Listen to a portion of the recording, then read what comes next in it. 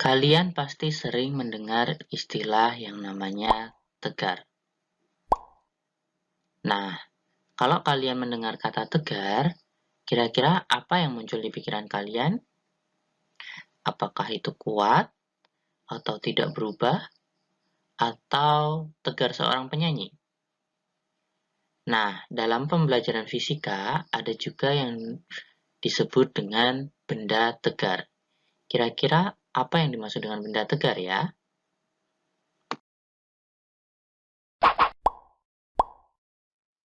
Baik, teman-teman semuanya, untuk hari ini kita akan belajar bagian subbab dari dinamika rotasi dan kesetimbangan benda tegar, yaitu bagian kesetimbangan benda tegarnya. Sebenarnya, dalam kehidupan sehari-hari, kita pasti sering melihat benda yang dalam kondisi diam, seperti contoh, tangga yang kita senderkan pada pohon ini. Tangga yang kita senderkan pada pohon ini pasti memiliki gaya yang bekerja pada benda tersebut. Seperti contoh, ada gaya berat, kemudian ada gaya gesek. Tapi, kenapa ya kok tangganya masih tetap diam?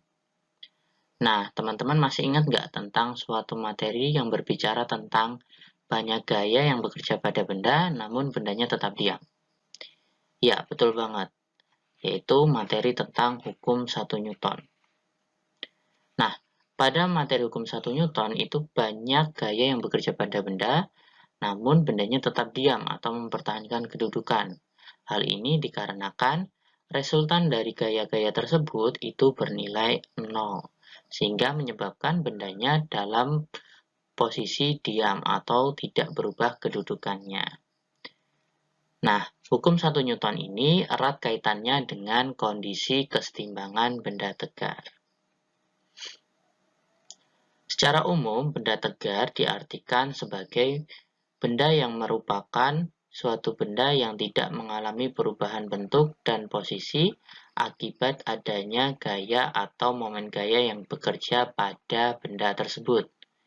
Hal ini dikarenakan resultan gaya yang bekerja pada benda tersebut sama dengan 0, sedangkan untuk sigma torsinya atau resultan dari torsinya juga sama dengan 0. Jadi, bagian yang penting dalam kondisi benda itu tegar atau setimbang adalah sigma F-nya sama dengan 0 atau sigma torsinya sama dengan 0.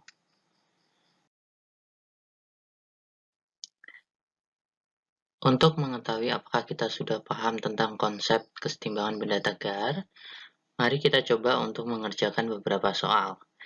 Seperti yang pertama, sebuah tangga dengan panjang 5 meter dan masanya 10 kg disandarkan pada pohon hingga antara tangga dengan tanah terbentuk sudut 53 derajat.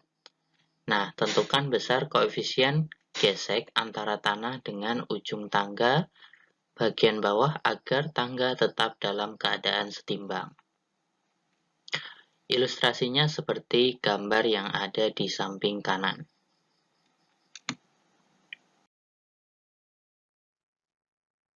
Selanjutnya, pertama-tama, untuk mengerjakan soal ini, kita harus tahu besar gaya yang bekerja pada sistem tersebut.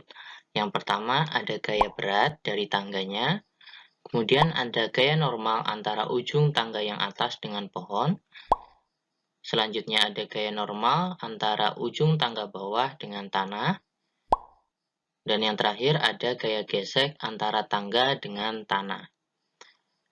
Baik, karena benda dalam kondisi setimbang, maka sigma torsinya harus sama dengan 0. Kita tahu bahwa besar torsi itu merupakan gaya dikalikan dengan gayanya. Nah, akan tetapi untuk kondisi yang setimbang seperti ini, kita belum tahu pusat rotasinya di mana. Nah, untuk memudahkan kita dalam menghitung atau menganalisis, maka pusat rotasinya sebaiknya diletakkan di titik yang banyak gaya bekerja di titik itu. Seperti contoh, di titik di antara ujung tangga bawah dengan tanah. Di sini ada gaya gesek dan gaya normal, yaitu gaya normal B yang antara tangga dengan tanah. Sehingga jika kita letakkan pusat rotasinya di situ, akan mengakibatkan lengan dari kedua gaya ini bernilai 0, sehingga tidak perlu dihitung lagi. Akibatnya, kita tinggal menghitung dari dua gaya yang tersisa, yaitu gaya berat dengan gaya normal yang berada di ujung atas. Selanjutnya, kita juga harus mengetahui lengan dari masing-masing gaya tersebut. Untuk gaya normal, karena dia berada di ujung atas, sedangkan pusat rotasinya di ujung bawah, maka lengan gayanya itu adalah sebesar L atau panjang dari tangga tersebut. Sedangkan untuk gaya berat, karena gaya berat itu berada di pusat massa dari si tangga, yaitu di tengah-tengah, maka lengan gayanya berada di tengah atau setengah dari panjang tangga tersebut. Sehingga lengan gayanya setengah L. Nah, karena sudut yang dibentuk antara tangga dengan tanah itu adalah sebesar theta, maka kita perlu memproyeksikan gaya-gaya yang bekerja itu hingga tegak lurus terhadap lengan gayanya. Jika sudut di antara tangga dengan tanah itu theta, maka gaya yang tegak lurus pada gaya berat itu adalah sebesar W cos theta. Sedangkan untuk gaya yang tegak lurus pada gaya normal itu adalah N sin theta, seperti itu, atau NA sin theta untuk gaya normal atasnya. Selanjutnya tinggal kita masukkan ke perhitungan.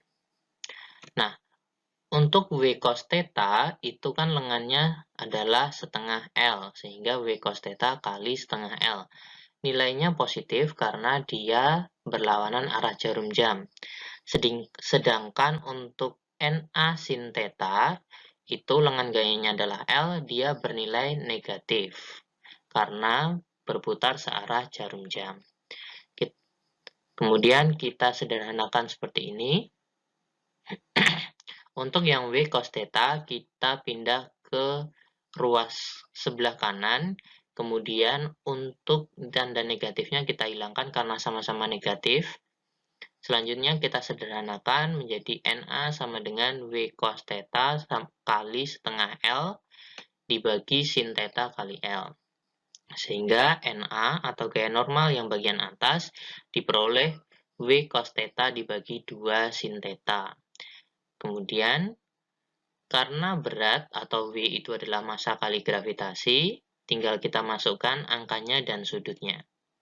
Sehingga diperoleh NA sama dengan 10 kali gravitasinya 10 kali cos 53 derajat itu 0,6 dibagi 2 kali sin 53 derajat itu 0,8. Sehingga diperoleh hasil yaitu gaya normal bagian atas adalah 37,5 Newton. Nah, karena yang kita cari adalah koefisien gesek antara tangga dengan tanah, karena menggunakan sigma torsi saja tidak cukup, maka kita masuk ke syarat yang kedua, yaitu sigma F sama dengan 0. Yang pertama, kita tinjau pada sumbu X-nya terlebih dahulu. Pada sumbu X, untuk sigma Fx-nya itu harus sama dengan 0. Sehingga, untuk sumbu X, gaya yang bekerja yang searah sumbu X itu ada dua, yaitu gaya normal bagian atas atau NA, dan gaya gesek yang bagian bawah atau F gesek. Kita masukkan. Nah, untuk NA itu ke kanan sehingga bernilai positif, sedangkan untuk gaya gesek itu ke kiri maka bernilai negatif, sehingga NA sama dengan F gesek sama dengan 0. Atau mohon maaf, sehingga NA dikurang F gesek sama dengan 0. Selanjutnya, F gesek itu sama dengan NA atau gaya normal yang bagian atasnya. Selanjutnya, kita masukkan karena NA tadi adalah 37,5 Newton, maka F geseknya juga ketemu 37,5 Newton. Kemudian, kita tinjau bagian sumbu Y, sehingga sigma Fy-nya harus sama dengan 0 juga. Untuk sumbu Y, gaya yang bekerja itu ada gaya berat dan gaya normal dari tanah, yaitu NB-nya. Nah, untuk gaya beratnya, karena dia ke bawah sehingga bernilai negatif, untuk NB-nya bernilai positif karena dia ke atas. Sehingga NB dikurangi W sama dengan 0, atau NB sama dengan W. Nah, W-nya sendiri tadi adalah massa kali gravitasi, sehingga massanya 10, gravitasinya 10, NB-nya bernilai 100 Newton. Nah, kemudian, karena yang kita cari adalah koefisien gesek antara tangga dengan lantai yang ada di bawah, sehingga kita perlu mencari koefisien geseknya melalui F geseknya tadi. Nah, F geseknya tadi itu ketemukan 37,5 Newton. Sedangkan F gesek sendiri itu persamaannya adalah mu kali gaya normal yang bagian bawah atau NB-nya tadi. Nah, untuk itu kita tinggal substitusikan bahwa mu kali NB sama dengan 37,5 Newton. Nah, sehingga mu-nya sama dengan 37,5 dibagi 100 atau NB-nya tadi. Sehingga ketemu mu-nya adalah 0,375. Nah, dari perhitungan tadi kita tahu bahwa koefisien gesek antara tangga dengan tanah adalah sebesar 0,375. Baik, untuk contoh soal yang kedua ada seperti ini nih. Sebuah batang logam dengan panjang 60 cm dan massanya 2 kg.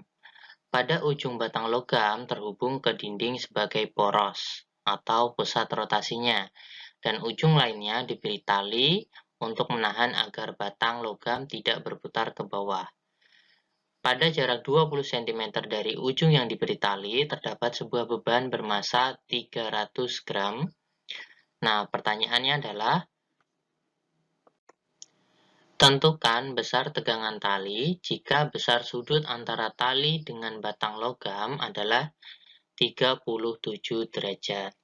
Ilustrasinya seperti gambar yang ada di bawah ini.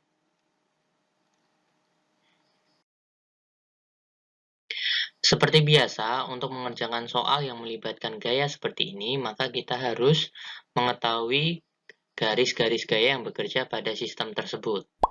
Yang pertama ada gaya berat dari logamnya yang berada di pusat logamnya atau di tengah-tengah logam, yaitu berarti kalau panjang logamnya itu 60, maka jaraknya dari pusat rotasi adalah 30 cm. Selanjutnya ada berat dari beban yang diletakkan. Nah, karena jarak antara beban ke ujung yang diberi tali adalah 20 cm, sehingga jarak antara beban ke pusat rotasinya adalah 40 cm. Dan yang ketiga ada tegangan tali. Nah, karena tegangan tali ini membentuk sudut theta dari si panjang logam, maka kita harus proyeksikan hingga tegangan tali ini tegak lurus dengan si panjang logam atau batang logamnya. Sehingga kita proyeksikan seperti ini diperoleh T sin theta. Untuk lengannya sendiri, T sin theta ini memiliki lengan yaitu 60 cm. Karena jarak titik gayanya ke pusat rotasi adalah sama dengan panjang logam tersebut. Selanjutnya, karena kondisi sistem ini berada dalam kondisi setimbang, maka syarat yang pertama adalah sigma torsinya harus sama dengan 0. Kita masukkan ke perhitungan.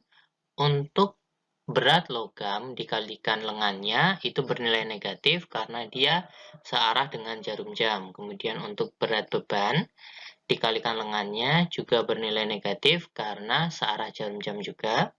Sedangkan untuk T sin theta dikalikan lengannya bernilai positif karena dia berlawanan arah jarum jam. Jika kalian perhatikan baik-baik gambarnya. Kita masukkan angkanya. Untuk berat logamnya sendiri tadi ada 2 kg, sehingga kita kalikan gravitasinya diperoleh 20, dikalikan lengannya 0,3 meter. Kemudian berat dari bebannya, yaitu 300 gram, atau 0,3 kg, dikalikan gravitasinya 10, sehingga diperoleh 3, dikalikan lengannya 40 cm atau 0,4 meter. Kemudian untuk T atau tegangan talinya karena belum diketahui, karena ini yang kita cari, maka tetap ditulis T. Untuk sin tetanya, karena sudut yang dibentuk adalah 37. Kemudian untuk lengannya adalah sesuai dengan panjang logam, yaitu 60 cm atau 0,6 meter. Kemudian kita sederhanakan menjadi 20 kali 0,3 diperoleh 6.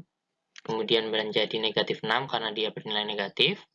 Kemudian 3 kali 0,4 adalah 1,2.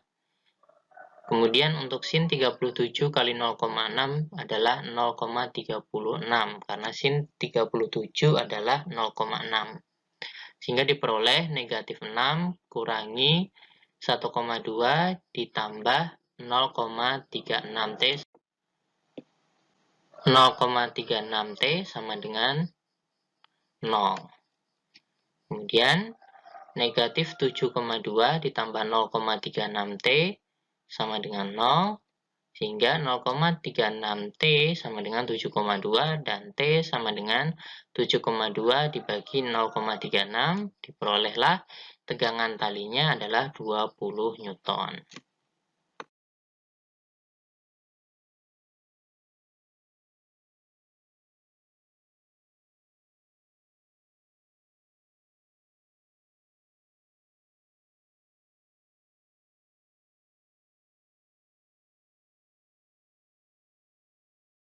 Sekarang, mari kita coba simpulkan apa yang sudah kita pelajari hari ini.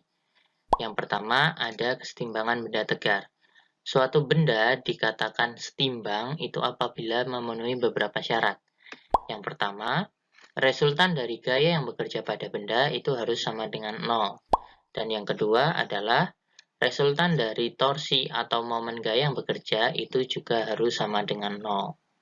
Baik teman-teman, jika kalian sudah merasa paham tentang materi ini, maka silakan lanjut ke materi berikutnya, yaitu tentang titik berat. Linknya ada di sebelah kiri ya. Kemudian, jika belum, silakan kembali diulangi untuk menyaksikan video pembelajaran ini. Nah, untuk hari ini cukup sekian. Terima kasih. Wassalamualaikum warahmatullahi wabarakatuh.